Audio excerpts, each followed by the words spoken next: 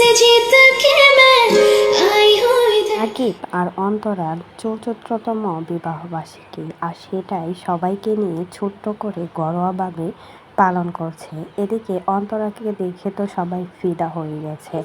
এত বেশি সুন্দর লাগছিল, এত বেশি সুন্দর লাগছিল, সবাই প্রশংসা করতে বলে নেয়, কারণ মোটা হলেও কিন্তু অন্তরাকে অনেক বেশি সুন্দর লাগছিল। সত্যি বলতে রাকিবের সাথে অন্তরাকে অনেক বেশি মানায়, তাই তো রাকিবের সাথেই জুটি বেঁধেছে অন্তরা।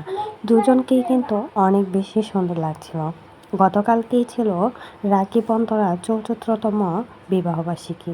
এটাই ঘরোয়াভাবে সিম্পলভাবে সবাইকে ইনভাইট করে পালন করেন রাকিব অন্তরা।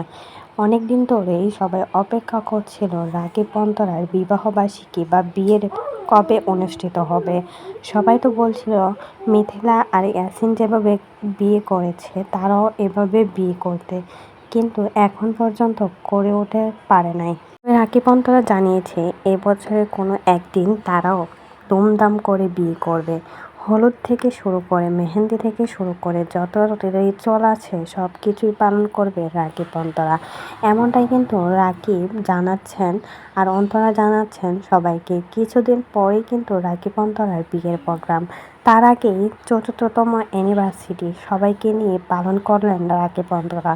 এই প্রথমবারের মতো তারা বিবাহবার্ষিকী সবাইকে নিয়ে পালন করছে। আর এদিকে অন্তরার দিক থেকে চোখ ফেরানোই যাচ্ছে না।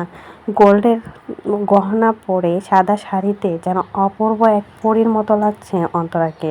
সবাই তো বলছে মোটা হলে কি হবে, অন্তরাকে যেভাবেই থাকুক না কেন সেভাবেই কিন্তু অনেক বেশি সুন্দর লাগে। আর এখন কিন্তু ৪ বোন সবাই একসাথে, ৪ বোনই কিন্তু অনেক বেশি সুন্দর, এক একজনের থেকে এক একজন।